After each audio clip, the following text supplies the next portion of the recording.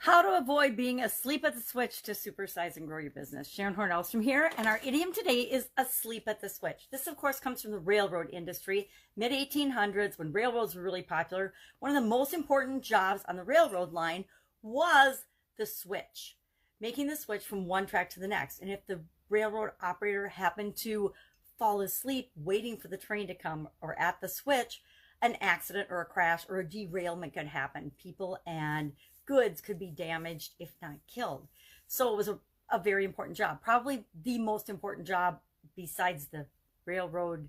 The engineer was the switch operator, making sure that the train switched from track to track, from place to place, on time and safely. It had to be done at the exact right moment, or there could be an accident or a crash.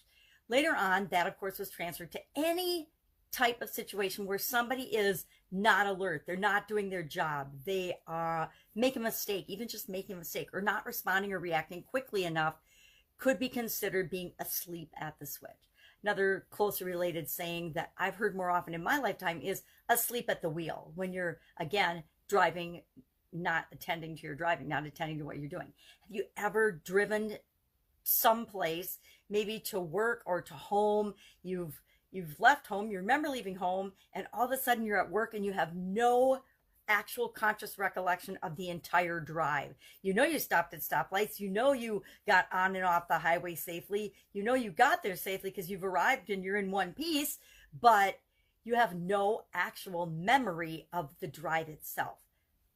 Guilty. I've worked, most of the places I worked in corporate America were like for 3 to 5 year stints. And so you tend to be driving the same path every single day, at least 5 days a week, sometimes more. And you just become autopilot. You start doing things in autopilot on a subconscious level and not being consciously aware of this. Some things that works out great for, some habits and things we want to be able to do on a subconscious level. But a lot of things, not so much. We want to pay attention. We want to be present. So how do you make sure that not only you, but the people that work in your organization are all there and accounted for? They're present, they're attentive, they care about the quality of the work that they're producing, they care about the things that they're doing. How do you do that?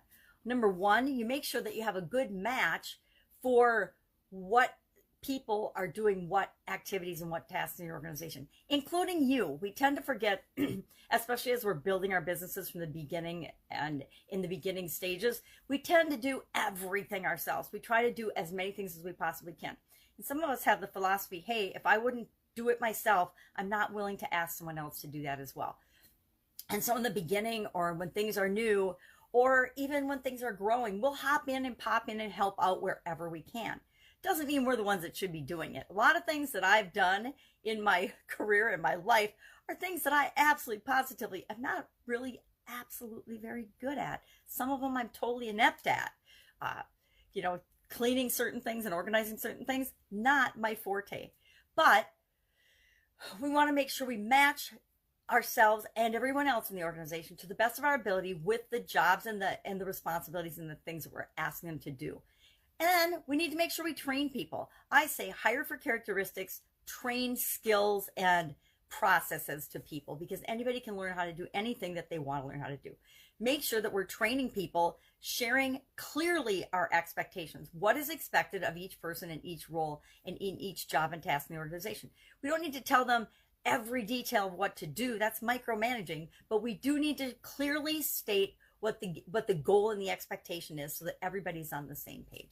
We want to reduce distractions for ourselves and for others in our organization, in our jobs, in any ways that we can. We want to take unnecessary tasks and effort off people's plates and make sure they're being as efficient as they possibly can.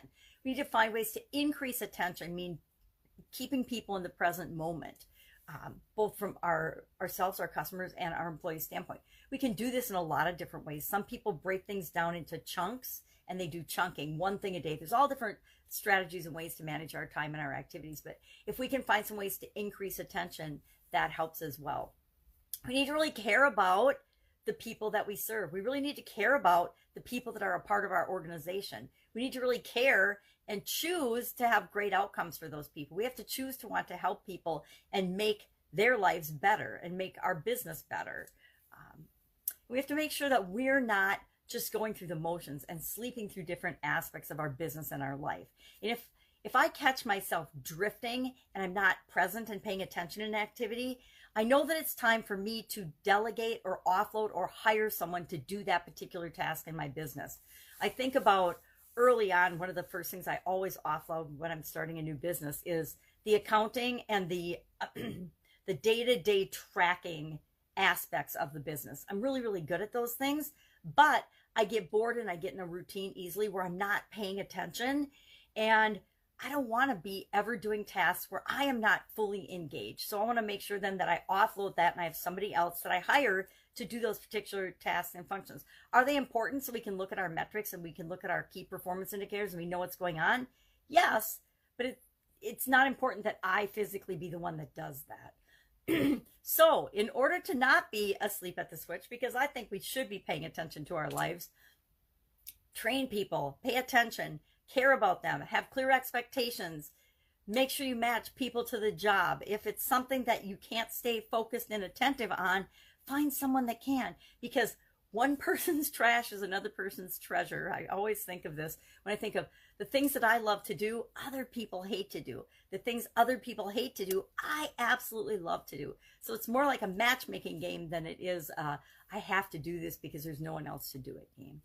Love to know your experience with this particular idiom or expression, asleep at the wheel. Can you relate to anything of I'm saying about, actually sleeping through our lives? I think I actually didn't sleep, but I don't remember big chunks, like decades of my life when I was busy running through my life, raising kids, running different businesses, and working in corporate America, all simultaneously, and dealing with health challenges.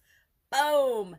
I vaguely remember bits and pieces of those times, but I know that I wasn't focused, I wasn't present, and I was definitely sleeping through the majority of those years. So I want to warn you to not do that, because our lives are worth remembering, our lives are worth living, and our businesses are worth creating in ways that everyone gets to experience that as well.